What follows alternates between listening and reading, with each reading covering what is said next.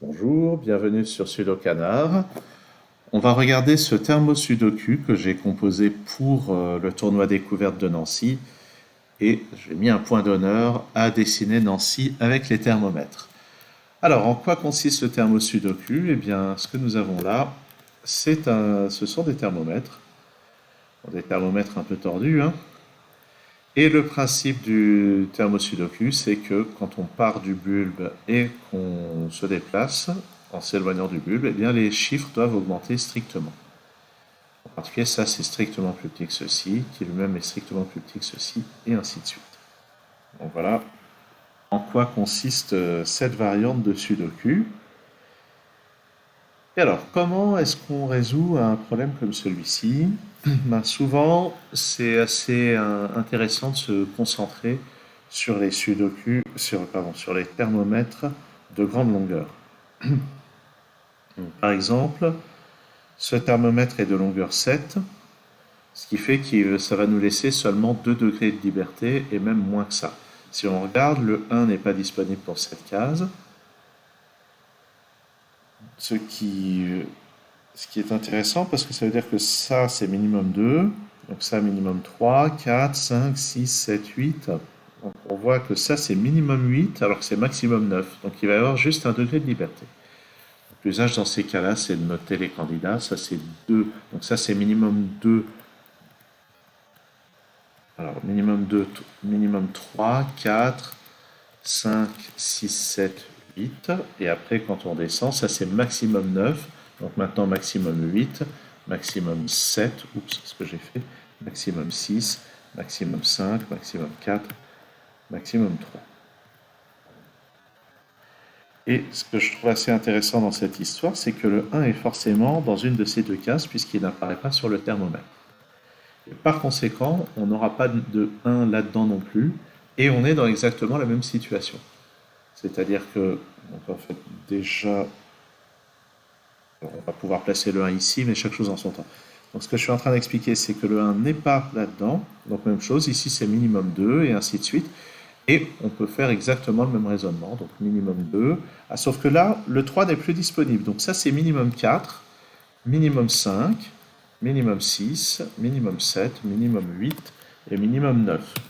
Donc là, c'est minimum 9, mais c'est aussi maximum 9, donc c'est un vrai 9.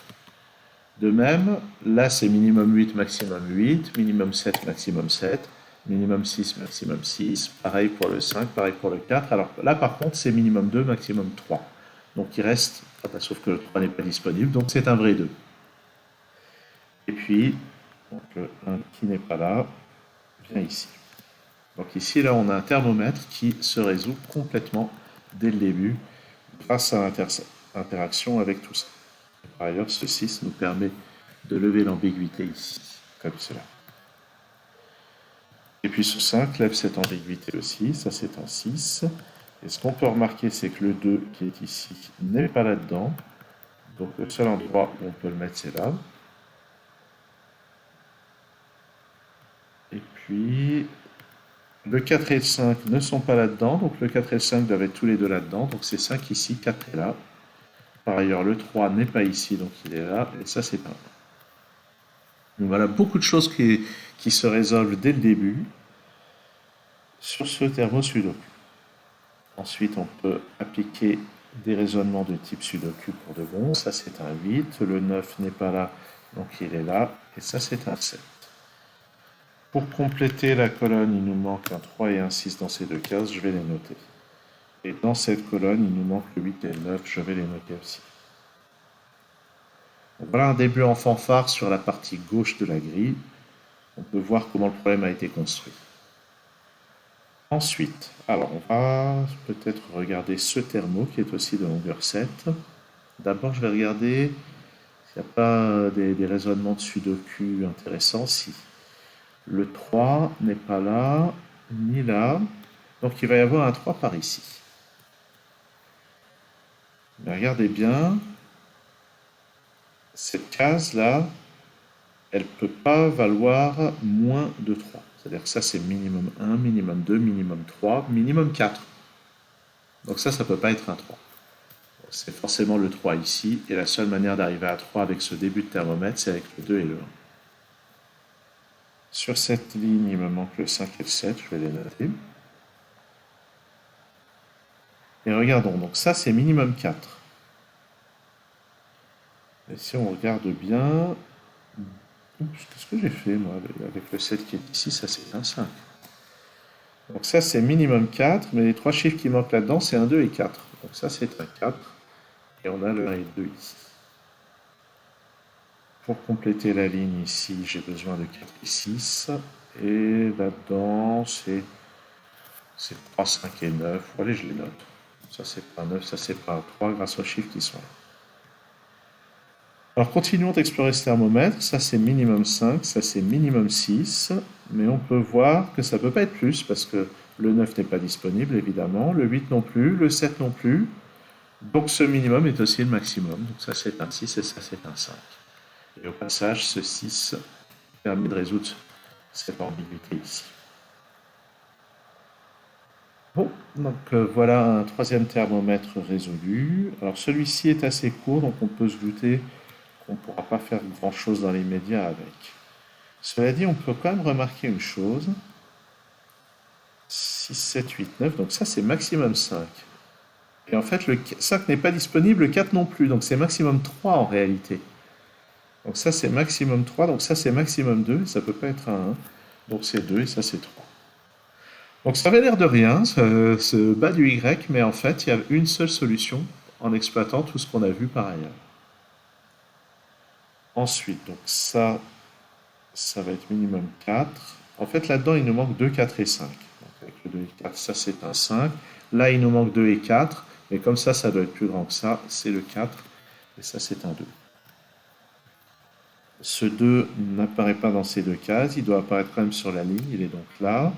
Ça, c'est un 1 et un 8, mais le 1 ici ne conviendrait pas. Je vais avoir ici un chiffre plus grand que le 3. Donc le 1 est ici et le 8 est là. Là-dedans, j'ai besoin d'un 6, et grâce à ce 6, je peux le placer là. Ça, c'est un 7 et un 9.